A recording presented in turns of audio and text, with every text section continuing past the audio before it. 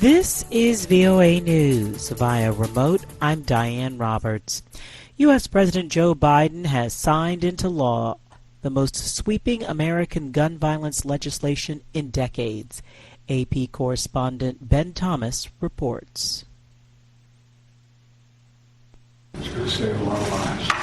Thank you all so very much. Saturday morning at the White House, President Biden signed the bipartisan compromise bill that seemed unimaginable until a recent series of mass shootings, including the massacre of 19 students and 2 teachers at a Texas elementary school. While this bill doesn't do everything I want, it does include actions I've long called for that are going to save lives. It toughens background checks for the youngest gun buyers, keeps firearms from more domestic violence offenders, and helps states put in place laws making it easier for authorities to take weapons from people it judged to be dangerous.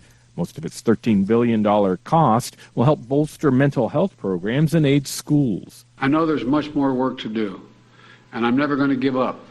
But this is a monumental day. Ben Thomas, Washington. Another day of protest around the country after Friday's Supreme Court ruling overturning Roe v. Wade. AP correspondent Mike Pasoli reports from outside the Supreme Court in Washington.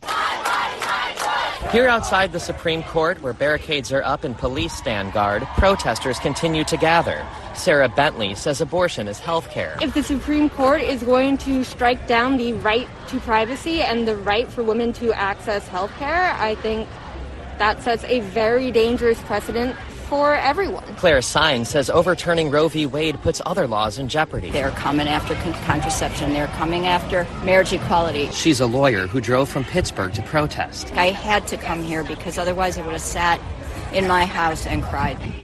This is VOA News.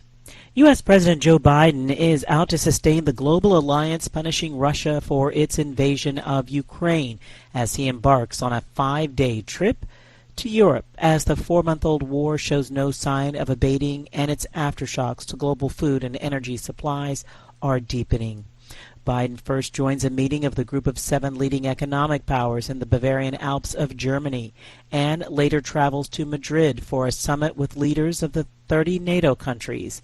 The visit comes as the global coalition to bolster Ukraine and punish Russia for its aggression has showed signs of fraying amid skyrocketing inflation in food and energy prices caused by the conflict.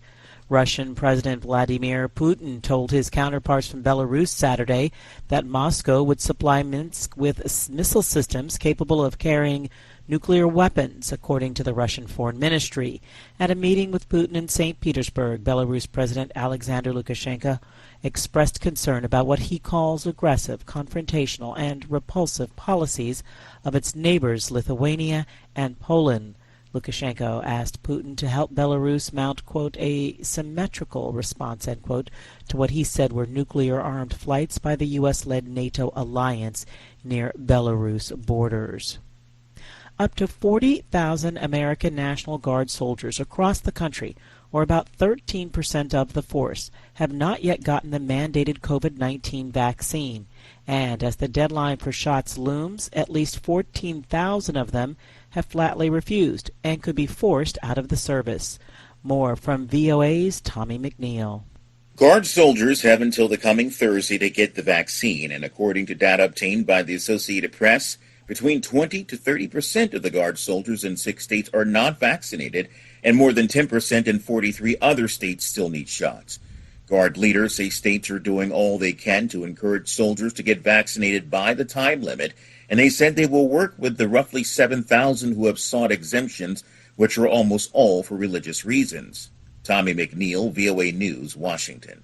Healthcare workers in Zimbabwe halted a 5-day-old pay strike and returned to work Saturday, but union leaders warned they would resume the walkout if the government failed to make an improved wage offer within 2 weeks. Thousands of nurses and doctors at state-run hospitals in the southern African country are demanding a hefty raise and wages in U.S. dollars due to a slide in the local currency and brisk inflation that has eroded the value of their earnings. And recapping our top story, U.S. President Joe Biden has signed into law the most sweeping American gun violence legislation in decades via remote